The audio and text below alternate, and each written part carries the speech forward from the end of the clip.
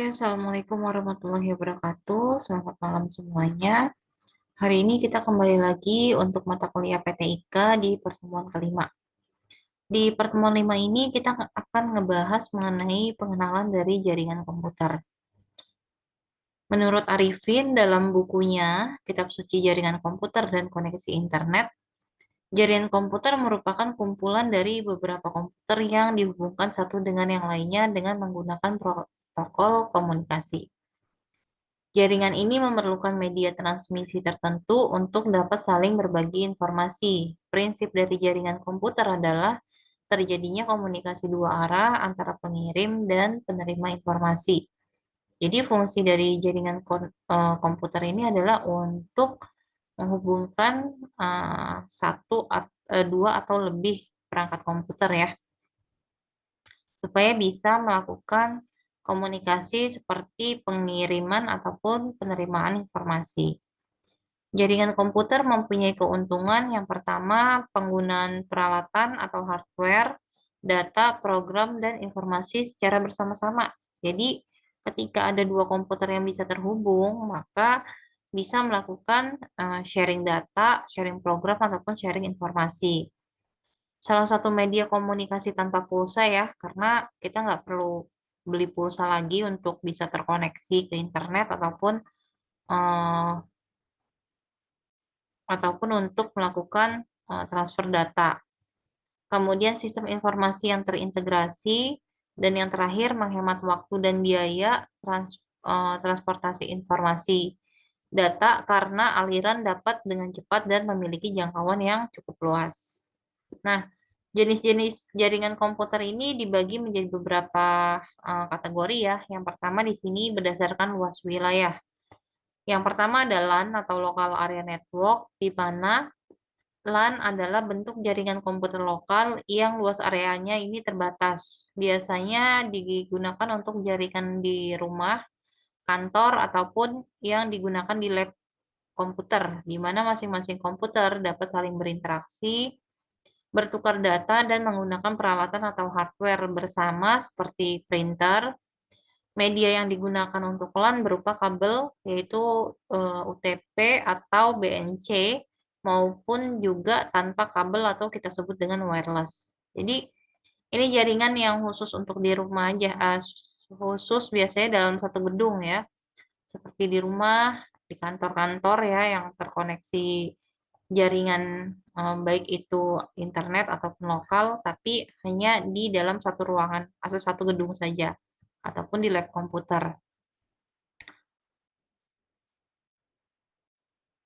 Terus ada juga jaringan, ini bentuk gambar jaringan LAN ya. Jadi ada beberapa komputer yang terkoneksi, ada beberapa perangkat, bisa komputer, di sini ada 4 komputer saling terkoneksi dan juga satu printer. Jadi kayak konsep yang ada di warnet itu kan biasanya ada satu printer, cuma kalau misalnya di warnet itu ada 20 komputer itu bisa mengakses di printer yang sama. Nah, ini dihubungkan dengan hub ya.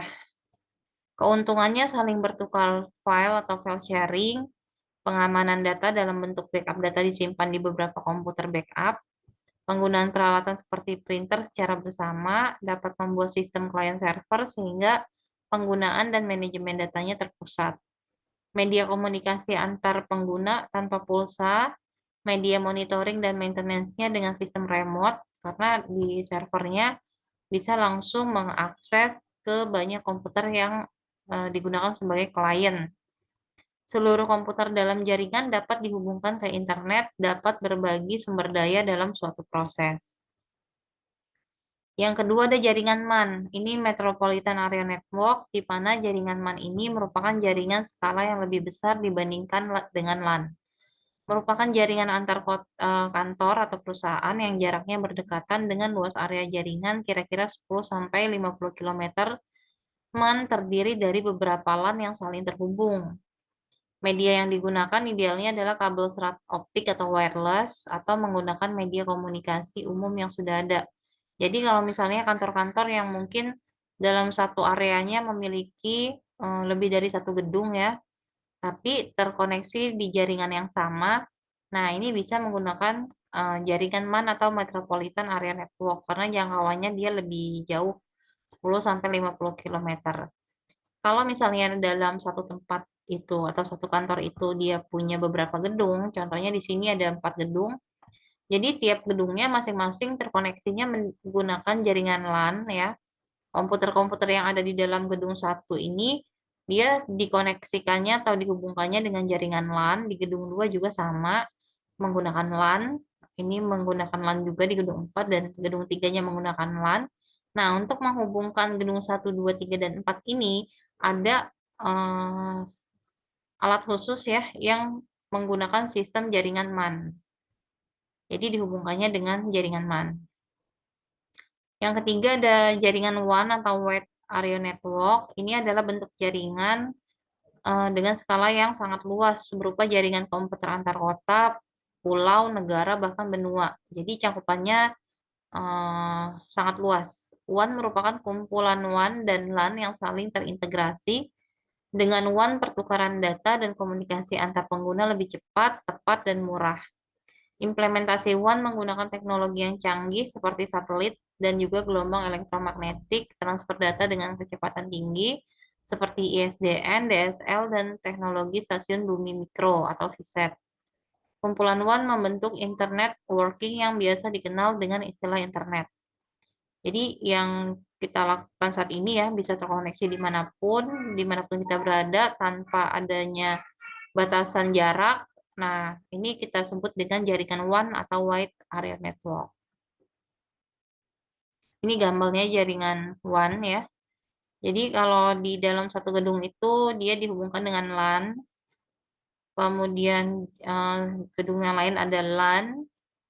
Nah, nanti dikoneksikannya dengan WAN Wide Area Network untuk bisa terkoneksi. Terus berdasarkan konfigurasinya itu ada peer-to-peer. Konfigurasi ini digunakan pada jaringan dengan jumlah komputer yang lebih sedikit, di mana masing-masing komputer memiliki status kedudukan yang sama dan tidak memerlukan sistem yang terpusat atau server. Jadi biasanya kan kalau jaringan itu ada yang bertindak sebagai klien, ada juga yang sebagai server. Di mana kalau klien berarti dia yang menerima informasi, server itu yang memberikan informasi. Tapi di untuk peer-to-peer ini tidak ada server, tidak ada klien, semua kedudukannya sama, sama-sama sebagai perangkat komputer yang saling terhubung. Pertukaran data dapat dilakukan dengan sistem file sharing. Tiap komputer dapat menggunakan perangkat printer bersama dengan sistem printer sharing. Kelebihan dan kekurangannya apa aja? Yang pertama, kelebihan jaringan peer-to-peer itu adalah implementasinya murah dan mudah, tidak perlu software administrasi jaringan khusus, dan tidak membutuhkan administrator jaringan. Jadi bisa connect langsung aja biasa ya antar user atau antar pengguna komputer. Kekurangannya adalah tidak cocok digunakan untuk jaringan dalam skala besar karena administrasi menjadi tidak terkontrol kayak untuk kantoran, untuk kampus. Nah, ini nggak cocok kalau peer-to-peer, tapi mungkin kalau untuk di rumah-rumah, untuk perumahan ya, ini masih bisa. Tiap user harus dilatih untuk menjalankan tugas administratif agar dapat mengamankan komputernya masing-masing. Jadi ada konfigurasi kayak IP. Nah, masing-masing user harus tahu gimana caranya mengkoneksikan eh, perangkatnya ini dengan mencocokkan IP yang digunakan. Jadi harus ada kayak kita misalnya mau menelpon teman kita harus tahu nomor teleponnya. Nah, ini sama kalau peer-to-peer juga kita harus tahu IP-nya dia itu berapa, komputer yang satu itu berapa, dan kita harus bisa melakukan settingannya atau mengkonfigurasinya. Tingkat keamanannya rendah karena memang tidak ada sistem security-nya. Semakin banyak yang di-share akan mempengaruhi kinerja komputer. Jadi banyak file yang di-share itu akan makin lambat jadi kerja komputer yang kita gunakan. Contohnya ini ya, jadi nggak ada klien, nggak ada server, langsung semua tinggal bisa dihubungkan. Nah, ada juga klien server. Jadi jaringan klien server ini memiliki dua komponen utama, yaitu ada klien dan juga server. Sesuai namanya, server ini sebagai penyedia layanan ya, adalah komputer yang memberikan layanan untuk komputer klien. Layanan ini bisa berupa data, akses, atau bahkan multi-service seperti file server, mail server, atau web server. Sementara klien atau workstation adalah komputer yang menerima layanan atau fasilitas yang disediakan oleh komputer server. Jadi server yang ngatur nih, kliennya bisa ngapain aja, fasilitas apa yang dikasih, semuanya adanya di server. Jadi intinya jaringan klien server adalah jaringan di mana di dalam jaringan tersebut ada satu komputer yang sudah didedikasikan untuk menjadi server dan komputer yang lainnya bertindak sebagai klien. Server ini pusatnya ya, pusat yang mengatur semua yang lalu lintas di dalam jaringan tersebut. Kelebihan dari jaringan klien server, karena hanya ada satu administrator yang mengatur sistem dalam jaringan, maka sudah dapat dipastikan kalau keamanan dan administrasi dalam jaringan klien server ini lebih baik. Server tidak terbebani sebagai workstation sehingga memiliki kecepatan akses yang lebih tinggi. Semua data dapat di-backup karena kontrol terpusat dilakukan oleh server. Kekurangannya, biayanya cukup mahal karena kita harus menyediakan perangkat yang memadai dan juga software yang biasanya digunakan khusus untuk si server ini. Komputer yang akan dijadikan server haruslah komputer yang memiliki spesifikasi tinggi ya, dari speknya harus tinggi, RAM-nya, kapasitasnya, semuanya. Karena yang mengatur hubungan antar server dan workstation adalah server, maka apabila server mengalami gangguan, seluruh jaringan juga akan terganggu. Jadi kalau servernya down, ya otomatis klien-kliennya pun akan down. Jadi kalau misalnya mau connect ke dalam sebuah jaringan, cukup servernya aja yang terkoneksi dengan modem. Nanti untuk membagi jaringan yang dia miliki ke klien-kliennya dihubungkan melalui switch. Kemudian media transmisi kabel dan nirkabel. Menurut Arifin, dalam bukunya Kitab Suci Jaringan Komputer, memerlukan media transmisi untuk menghubungkan satu komputer atau terminal dengan komputer dan terminal lainnya. Melalui media transmisi data dan informasi akan dialirkan sehingga membentuk jaringan komunikasi komputer. Yang pertama itu ada kabel ya, sebagai penghubung atau media transmisi, yaitu kabel. Ini adalah wire network, adalah jaringan komputer yang menggunakan kabel sebagai media penghantar. Jadi informasi data yang dikirimkan itu dia masuknya ke kabel, menggunakan kabel. Jadi data mengalir pada kabel. Kabel yang umum digunakan pada jaringan komputer biasanya menggunakan bahan tembaga. Dan juga jenis kabel lain yang menggunakan bahan seperti fiber optik atau serat optik. Biasanya bahan tembaga banyak digunakan pada LAN.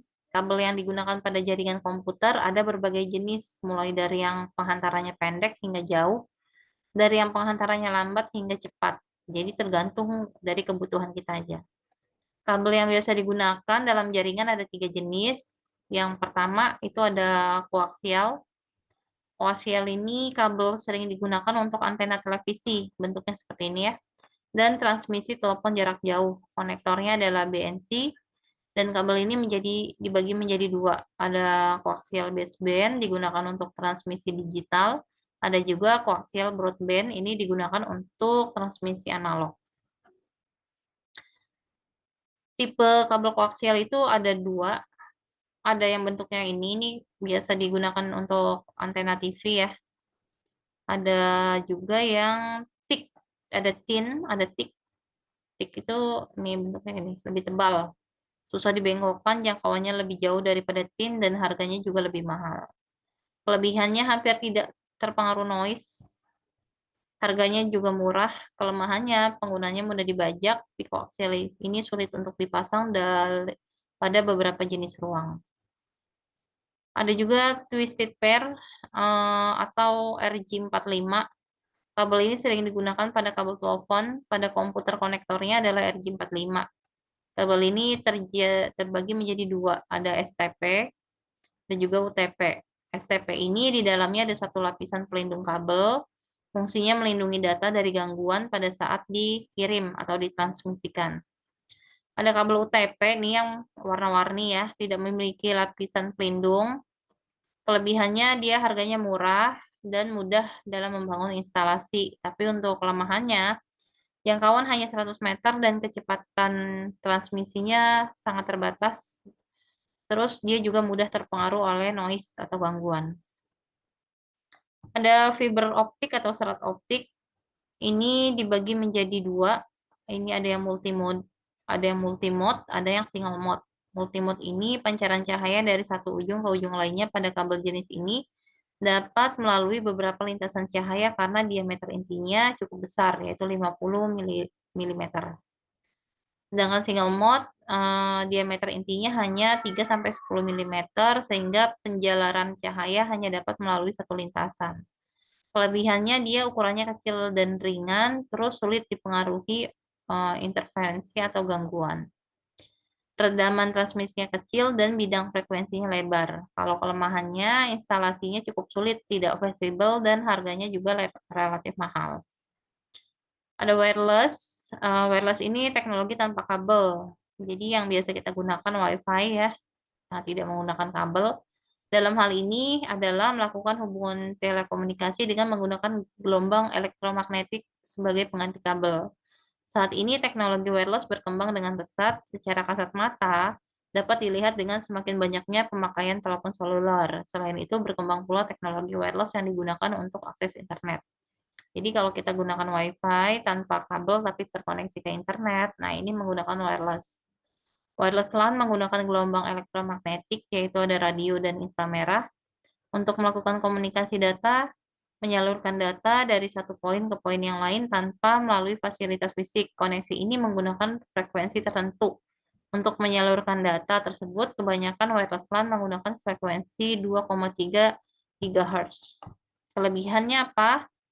Eh, Maintenance-nya murah ya, pemeliharanya murah, infrastrukturnya berdimensi kecil, pembangunannya juga cepat, mudah dan murah untuk direlokasi dan mendukung portabilitas, koneksi internetnya 24 jam, akses internetnya cepat, bebas tanpa menggunakan pulsa telepon, dia ramah lingkungan, dan memungkinkan menjangkau tempat yang sulit secara geografis.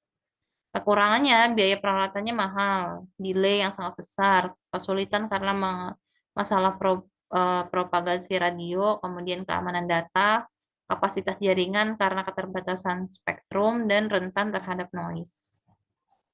Nah, itu aja materi kita untuk hari ini. Jika ada yang kurang paham atau ingin ditanyakan, boleh langsung ditanyakan melalui WhatsApp group. Untuk hari ini saya akhiri. Wassalamualaikum warahmatullahi wabarakatuh.